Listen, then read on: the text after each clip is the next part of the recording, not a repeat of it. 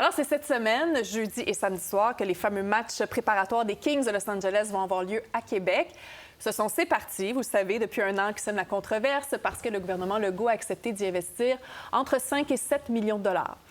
Pour l'instant, le centre Vidéotron est loin d'être à guichet fermé. Il y a encore des milliers de billets à vendre, alors avis aux intéressés. J'en parle avec Ray Lalonde, qui est un expert justement en marketing du sport. Bonjour, Ray. Bon matin. Alors, il reste encore beaucoup de billets. Comment vous expliquez justement est-ce qu'on peut dire un petit manque de popularité? Les prix, là, c'est entre 89 et 449 $. Oui. Bon, les prix sont les prix. C'est comme ça, c'est du divertissement sportif. Ça coûte cher de toute façon. Ça, c'est standard. Je pense qu'on peut-être été un peu ambitieux là, vis-à-vis le prix exigé parce qu'il n'y a pas de lien affectif ou émotif ou d'attachement entre les Kings de Los Angeles et le Québec. Bon, c'est vrai que c'est un produit Ligue nationale, puis les Bruins et les Panthers, qui sont deux bonnes équipes, s'en viennent ici, mais les gens à Québec, je pense, ont vécu longtemps le test de savoir si on était capable d'accueillir une équipe, remplir les gradins, puis c'était les Canadiens contre plusieurs équipes. Fait que là, c'est un peu comme les matchs préparatoires que le baseball majeur faisait avec les Blue Jays au mois de mars-avril à chaque année au Stade olympique, 3-4 matchs, pour garder l'envie, garder la connexion vivante. Mais à quelque part, on veut le vrai produit. Puis c'est pas le vrai produit, là, ce qui s'en vient cette semaine. Puis l'autre chose, c'est que c'est loin, Los Angeles et Québec. Il n'y a pas vraiment de raison pourquoi ce serait une équipe préférée des Québécois. Si on avait fait ça avec les Bruins de Boston ou les Sénateurs d'Ottawa, déjà géographiquement, c'est un peu plus près du cœur des gens. Fait que, puis c'est des matchs préparatoires. Puis comme c'est le cas au Centre Bell pour les matchs préparatoires, les gens sont chargés le plein prix. Puis c'est pas des matchs qui impliquent les vraies équipes. Il y a souvent des jeunes qui tentent de faire leur place et de faire leurs preuves. Oui. Mais c'est pas le produit Ligue nationale. C'est comme si je fais un film qui s'appelle Mission Impossible, puis Tom Cruise n'est pas dans le film, j'ai pas le vrai produit, c'est ça. Oui, c'est pas la vraie expérience, vraiment l'expérience complète. Est-ce que vous pensez aussi que la controverse entourant les subventions pourrait avoir fait en sorte qu'il y a des gens qui ont voulu boycotter? Pensez-vous que ça peut aller jusque-là? Bien, je pense qu'il y a toujours un effet, une réaction, une certaine influence de la part des puristes, de la part des gens qui disent « Non, moi, je rejette ce que le gouvernement a décidé de faire. » Mais le gouvernement, si on regarde avec un peu de recul, le gouvernement a décidé de faire ça pour garder en vie le centre Vidéotron, pour garder en vie cette connexion avec la Ligue nationale, pour dire à tout le monde, on sonne l'alerte, on est encore là pour le retour éventuel d'une équipe. Mais là, en même temps, s'il y a des bancs vides, quand même beaucoup, quel message ça envoie si on essayait de dire oui, le public est au rendez-vous?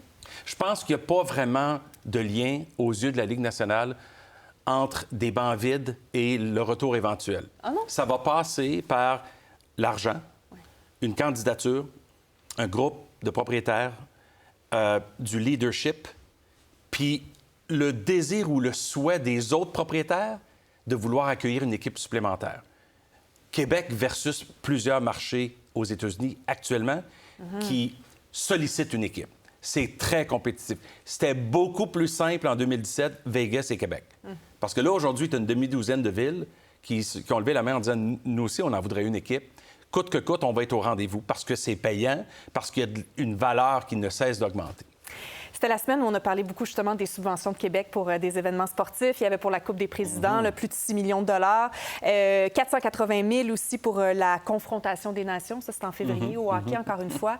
Puis là, parce que certains disaient, bien, pourquoi il y a d'autres endroits où est-ce qu'ils n'ont pas eu besoin de subventions pour que les équipes professionnelles ou les joueurs professionnels viennent? Pourquoi, avec Québec, c'est différent? Bon, alors, il faut donner un peu de contexte à ça. Il y a une différence entre un événement annuel, un événement occasionnel. Un événement annuel comme la F1 ou l'Omnium Banque Nationale, ça, c'est des événements qui gardent en vie l'économie sportive au Québec régulièrement. Puis c'est normal que le gouvernement contribue et collabore pour garder ces événements-là ici. Sinon, ils vont aller ailleurs. Montréal a décidé de ne pas soumettre une candidature, par exemple, pour les matchs de la Coupe du monde en 2026. Toronto, Vancouver sont allés de l'avant. Ça a coûté 300, 400 millions de dollars. Ils s'attendent à un retour de 400, 500 millions de dollars. Ils auront des matchs à la Coupe du monde, on n'en aura pas. Bon, alors, c'est un choix qu'on fait comme ville et comme province. Dans le cas du tournoi de golf, dans le cas du tournoi des 4 nations, si on veut être une ville majeure, il faut qu'on s'investisse. Ça ne veut pas dire qu'on prend l'argent directement des poches des gens, mais il faut que le gouvernement trouve une façon de contribuer avec un plan puis une vision. Pourquoi on le fait? puis expliquer aux gens c'est quoi le retour qu'on va avoir. Parce que, oui, la Coupe du président ou des présidents, c'est 9 millions de dollars au total, Québec et fédéral. Ouais. Mais d'un autre côté, si on n'avait pas mis cet argent-là, ça n'aurait pas permis de boucler le budget, puis ça aurait probablement fait en sorte qu'il aurait choisi une autre ville dans le monde entier pour accueillir. D'un autre côté, il faut savoir aussi que les joueurs qui jouent ce week-end et que ça se termine aujourd'hui ne sont pas payés pour jouer. Malgré la richesse du golf, les joueurs n'ont pas d'argent pour leur participation à un tournoi international comme ça. Ils ont un prix en argent s'ils gagnent. Ils ont un prix en argent qui est remis à des œuvres caritatives. Okay. Ils n'ont aucun dollar. Ils sont déjà ultra riches. C'est vraiment comme un don. Là, puis la PGA Tour, c'est une business de 2 milliards de dollars annuellement. Ils n'ont pas besoin d'argent non plus.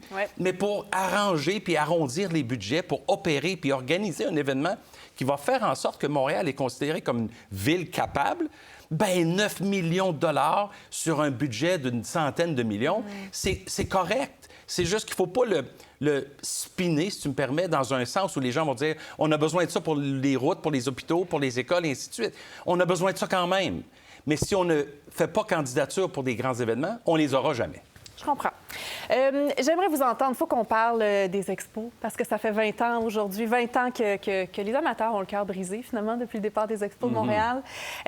20 ans plus tard, est-ce que vous y croyez au retour éventuel? Bien, moi, j'y crois parce que je pense qu'on va réaliser un jour que les équipes sportives sont de superbes investissements. À part la technologie aujourd'hui, je ne suis pas certain qu'il y a un investissement de ce calibre-là qui offre un retour aussi garanti qu'une équipe de sport. Oui, même avec les expos qui, en dernier, étaient de moins en moins populaires. À l'époque, en 2004, oui, tu as raison, ils perdaient de l'argent, c'était mal géré. Il y avait 5 000 personnes dans les gradins au Stade olympique. Tout ça est vrai. Mais l'économie du sport, aujourd'hui, a beaucoup évolué. Et dans un sens très positif. C'est une inflation perpétuelle qui ne cesse de ralentir. Les équipes et les ligues augmentent la valeur des franchises de 10 à 30 annuellement. C'est ce que j'appelle un bon investissement. Ouais. Donc, est-ce qu'on peut... Ça fait que les équipes sont plus chères aussi aujourd'hui. Absolument. Ça coûte cher à entrer, mais le retour est là. Bon, est-ce que ça vaut la peine d'attendre, puis de patienter, puis de garder espoir? Il va falloir que quelqu'un se lève à un moment donné puis dise « Voici mon plan.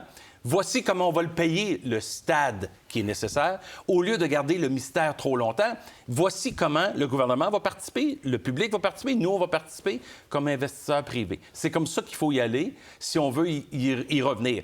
Mais on avait une équipe de hockey à Québec, on l'a perdu, on en avait un autre. On avait une équipe de baseball à Montréal, on l'a laissé partir, puis on en avait un autre. Puis le prix est différent aujourd'hui. Voilà. Mais je suis sûre que vos propos, en tout cas, font chaud au cœur à bien des partisans qui sont en deuil depuis 20 ans. C'est ça. Ray Lalonde, merci beaucoup. Merci pour votre visite. Bonne journée. Pour voir nos émissions en entier, rendez-vous sur la chaîne Ici RDI.